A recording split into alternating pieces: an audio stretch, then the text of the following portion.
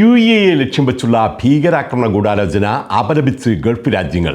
തീവ്രവാദ ഗൂഢാലോചനകൾ പരാജയപ്പെടുത്തുന്നതിലും ഉൾപ്പെട്ടവരെ തുറന്നുകാട്ടുന്നതിലും അവരെ അറസ്റ്റ് ചെയ്യുന്നതിലും UAEയുടെ സുരക്ഷാ ഏജൻസികൾ കാണിച്ച ഉയർന്ന ജാഗ്രതയെ GCC secretary general Jasem Mohamed Al Budaiwi അഭിനന്ദിച്ചു.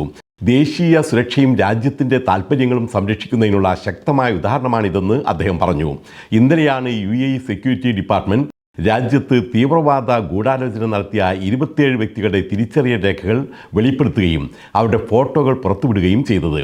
UAEയിൽ ഏകോപിതമായ തീവ്രവാദ അട്ടിമറി പ്രവർത്തനങ്ങൾ നടത്താനുള്ള പദ്ധതികൾ ഉൾപ്പെടെയുള്ള രഹസ്യ പ്രവർത്തനങ്ങളിൽ ഏർപ്പെട്ട ഇവർ ഇറാന്റെ വിലായത്ത് അൽ ഹഖീഫുമായി ബന്ധമുള്ളവരാണ്. അതത് രാജ്യങ്ങളിലെ ഔദ്യോഗിക ഏജൻസികൾ നൽകുന്ന വാർത്തകൾ മാത്രമാണ് ഇവിടെ നൽകുന്നത്. ഇതിൽ ഊഹാപോഹങ്ങളില്ല, ആവേശമില്ല, തികച്ചും ആധികാരികമായ വാർത്തകൾ മാത്രം.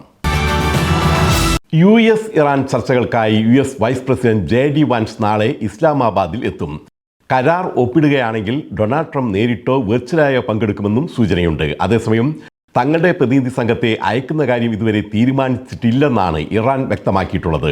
ഹോർമൂസ് US സൈനിക സാന്നിധ്യം അവസാനിപ്പിക്കില്ലെന്ന ട്രംപിന്റെ പ്രസ്താവനയ്ക്ക് പിന്നാലെയാണ് ഇറാൻ ഇക്കാര്യം വ്യക്തമാക്കിയത്. എന്നാൽ തങ്ങൾ ഇറാനുമായുള്ള ഒരു കരാറിന് അടുത്തെത്തിയെന്ന് White House press secretary Karoline Leavitt അറിയിച്ചു. എങ്കിലും ഇസ്രായേൽ പ്രധാനമന്ത്രി ബെഞ്ചമിൻ നെതന്യാഹുവുമായി അടുത്ത ബന്ധമുള്ള JD വാൻസ് ചർച്ച നയിക്കുന്നതുകൊണ്ട് തന്നെ സമാധാന നീക്കങ്ങൾ വിജയിക്കാനുള്ള സാധ്യത കുറവാണെന്നാണ് രാഷ്ട്രീയ നിരീക്ഷകരുടെ വിലയിരുത്തൽ. യുദ്ധം ലോകവ്യാപകമായി ഭക്ഷ്യവില കുതിച്ചുയരും. ഹോർമൂസ് അടച്ചതോടെ അതുവഴി എത്തേണ്ട വളങ്ങളും കീടനാശിനികളും മറ്റും എത്താൻ വൈകുന്നതും കാർഷിക ഉൽപ്പാദന ചെലവിലെ വർധനവും വരും മാസങ്ങളിൽ ഭക്ഷ്യക്ഷാമത്തിനും വില കുതിച്ചുയരുന്നതിനും കാരണമാകുമെന്നാണ് വിലയിരുത്തൽ. ആഗോള സമുദ്രോൽപ്പന്ന വളത്തിൻ്റെ 1/3 ഭാഗവും സമുദ്രോൽപ്പന്ന എണ്ണയുടെ 4/1 ഭാഗവും ഹോർമൂസ് കടലിടുക്ക് വഴിയാണ് എത്തേണ്ടത്.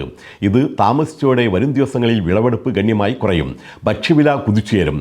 വരുമാനത്തിൻ്റെ വലിയൊരു പങ്ക് ഭക്ഷണത്തിനായി ചെലവഴിക്കേണ്ടി വരുന്നത് കൊണ്ട് തന്നെ ആഫ്രിക്കയിലെയും ഏഷ്യയിലെയും ദരിദ്രരായ ജനങ്ങളായിരിക്കും ഇതിൽ ഏറ്റവും കൂടുതൽ കഷ്ടപ്പെടുന്നതെന്നും ജർമ്മനിയിലെ ബോൺ സർവകലാശാലയിലെ ഗവേഷണ വിഭാഗം എക്സിക്യൂട്ടീവ് ഡയറക്ടർ മാർട്ടിൻ കെയ്ം അറിയിച്ചു.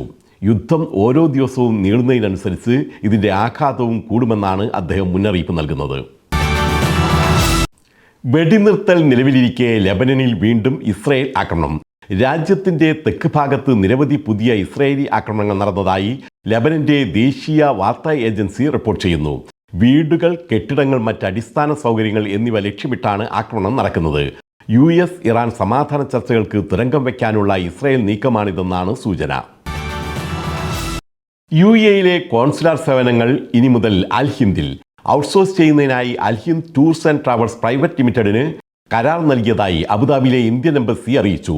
Passport, visa, OCI, police clearance സർട്ടിഫിക്കറ്റുകൾ, സറണ്ടർ സർട്ടിഫിക്കറ്റുകൾ, ഗ്ലോബൽ എൻട്രി പ്രോഗ്രാം വെരിഫിക്കേഷൻ എന്നിവ ഇനി മുതൽ അൽ ഹിന്ദിലും ലഭ്യമാകും. ബ്ലാക്ക് പോയിന്റുകൾ കുറയ്ക്കാൻ അബുദാബിയിൽ അവസരം.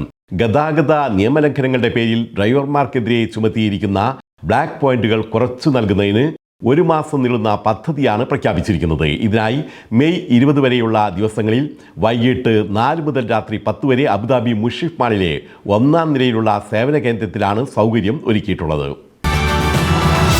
UAEയിൽ ചൂട് കൂടുന്നു. താപനില ഇതിനകം തന്നെ വസന്തകാല കാലാവസ്ഥയിൽ സാധാരണ അനുഭവപ്പെടുന്നതിലും കൂടുന്നതായാണ് റിപ്പോർട്ട്.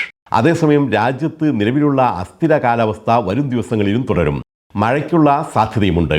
സൗദി അറേബ്യ ഉൾപ്പെടെയുള്ള അറേബ്യൻ ഉപദ്വീപിന്റെ മധ്യഭാഗങ്ങളിൽ രൂപപ്പെട്ട ന്യൂനമർദ്ദം UAEയെ നേരിട്ട് ബാധിക്കില്ലെങ്കിലും രാജ്യത്തിന്റെ ചില ഭാഗങ്ങളിൽ നേരിയ മഴയും പൊടിക്കാറ്റും ഉണ്ടാകുമെന്നാണ് സൂചന. സൗദിയിൽ കോഴിക്കോട് സ്വദേശി ഹൃദയാഘാതം മൂലം അന്തരിച്ചു. തിരുവാങ്ങൂർ ചീക്കാനഞ്ചേരി അബ്ദുൽ ആരിഫാണ് മരിച്ചത്. 61 വയസ്സായിരുന്നു.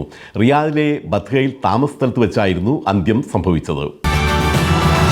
കണ്ണൂർ സ്വദേശി മക്കയിൽ അന്തരിച്ചു. ത്വായിഫിൽ ജോലി ചെയ്യുന്ന തളിപ്പറമ്പ് തൂവേങ്ങാട് KB മുഹമ്മദാണ് മരിച്ചത്. ഭാര്യ സഹോദരൻ ജാഫർ മദനി അടക്കം നിരവധി ബന്ധുക്കൾ സൗദിയിലുണ്ട്. മൃതദേഹം മക്കയിൽ മറവ് ചെയ്യുമെന്ന് ബന്ധുക്കൾ അറിയിച്ചു. ഡമാക്കിസിലെ എംപോറിയ സ്പോർട്സ് അക്കാദമിയിൽ നടക്കുന്ന സേഫ് കെയർ മുഖ്യ പ്രായോജകരായ D2 കേരള പ്രീമിയർ ലീഗിൽ ഷോളയ ഷോഗൺസ് വാഴച്ചാൽ വൈപ്പേഴ്സിനെ പരാജയപ്പെടുത്തി.